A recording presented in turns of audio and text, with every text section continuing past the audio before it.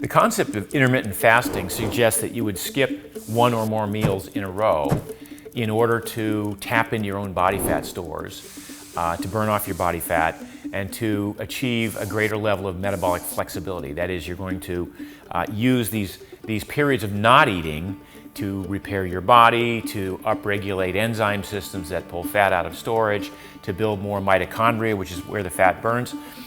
The idea of intermittent fasting was initially longer periods of time, a day at least. In my estimation, 24 hours is probably the minimum of what I would call intermittent fasting. Now, a lot of people are using the term intermittent fasting to apply to what I would call intermittent eating, which is a compressed eating window. So for instance, I eat generally from 1:30 in the afternoon until 7 o'clock at night. I don't eat consistently, but I eat 2 meals a day instead of 3, and those are my meal times.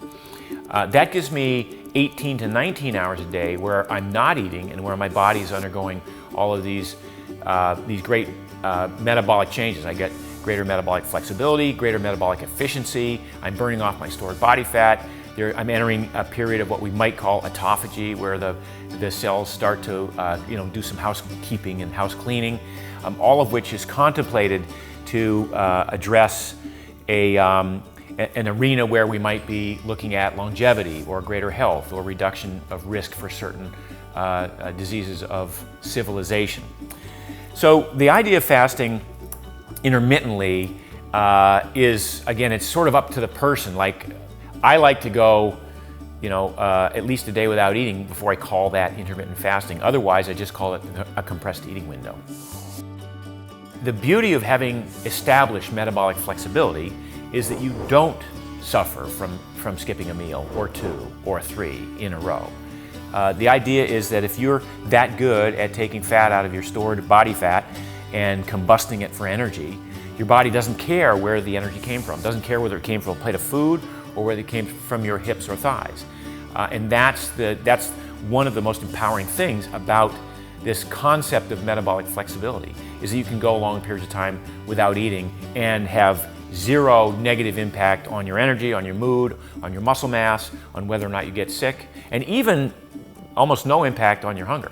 So the long answer that I just gave is it's fairly easy to do if you've established metabolic flexibility. If you've done the work, if you've built the metabolic machinery to access stored body fat and to burn the ketones.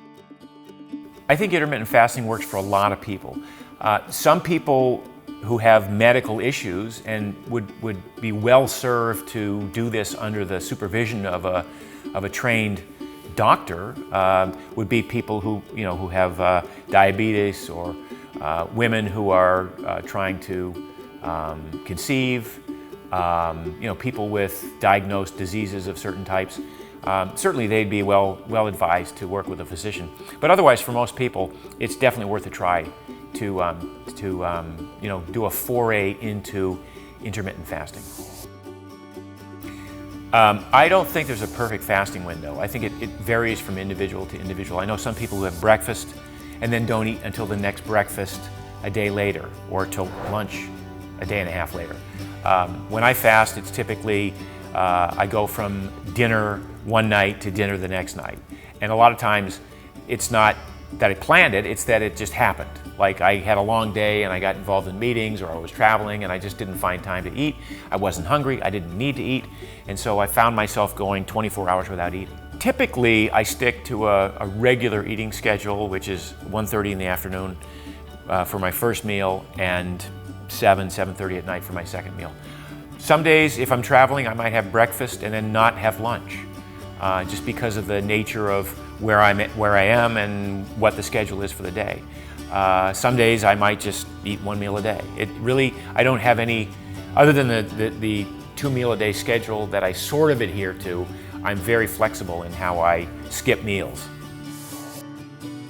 The easiest way to determine if you're ready to start intermittent fasting is if you wake up in the morning and you don't need to eat, or if you can skip a meal without getting hangry, and you find that you have enough energy to get you 7, 8, 9, 10 hours through the day without eating, or a whole night of sleep and then waking up in the morning and not eating, or maybe going to the gym and doing a workout fasted and not feeling hangry or feeling like you're going to pass out from the work you did. Those are all indicators that you're becoming better at burning fat, you're deriving the energy from your own stored body fat, and you don't require a meal to top off your energy stores.